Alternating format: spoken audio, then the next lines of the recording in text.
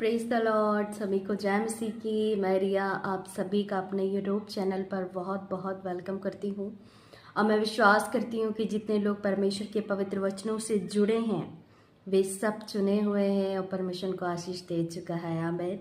I believe कि आप आज के मैसेज को सुनकर के बहुत बरकत पाने वाले हैं। हालेलुया।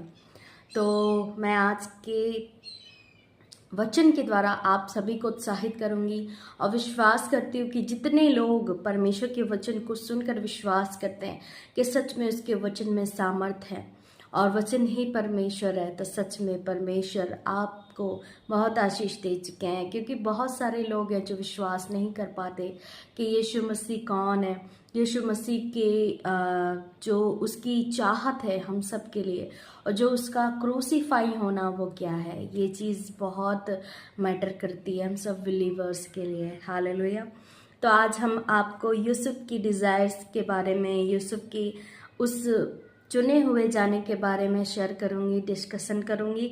तो मैं विश्वास करती हूँ कि आप सुन करके आशीष पाएंगे। हालेलुया। हम पढ़ेंगे यूसुफ का हम पढ़ेंगे उत्पत्ति का 37 अध्याय उसके 5 वचन से अगर हम 11 वचन तक पढ़ते हैं तो वहाँ पर लिखा है, यूसुफ ने एक स्वप्न देखा और अपने भाइयों से उसका वर्णन किया, तब वे उससे और भी द्वेष करने लगे। हालेलुया।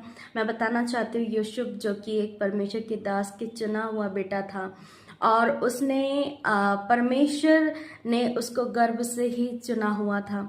जैसे कि जब हम अपनी संसारिक दुनिया में होते हैं फिर अचानक से हमारे जीवन में ऐसे परमेश्वर की कॉलिंग आती है, तो हम जब चुने जाते हैं तो ऐसे ही परमेश्वर की कॉलिंग होती है क्योंकि परमेश्वर हमें पहले से ही चुन लिया होता है। हालेलुया। इसी तरीके से यूसुफ को परमेश्वर ने बचपन से ही, गर्भ से ही चुन लिया है और उसने एक बड़े काम के लिए, एक इतने बड़े काम के लिए उसको चुना हुआ होता है कि वो एक बहुत बड़ी प्रजा पर राजा ठहराया जाए। हालेलुया।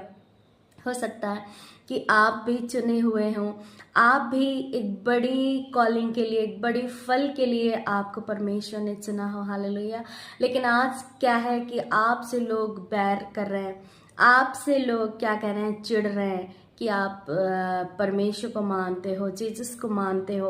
लेकिन मैं आपको बताना चाहती हूँ कि आप डरें नहीं, आप परमेश्वर की डिज़ायर्स पर, परमेश्वर की प्रॉमिस पर विश्वास करें, फेथ रखें, क्योंकि वो महान सर्वशक्तिमान जब हमारे साथ है तो दुश्मन चाहे कितना भी ज़माना बन जाए हमारे लिए कोई कुछ भी नहीं कर सकता, हमारे साथ कोई कुछ भी नहीं कर सकता। इसी तरीके से यूसुफ को उसके भाई ने कितना कोशिश करा कि वो हमसे दूर हो जाए,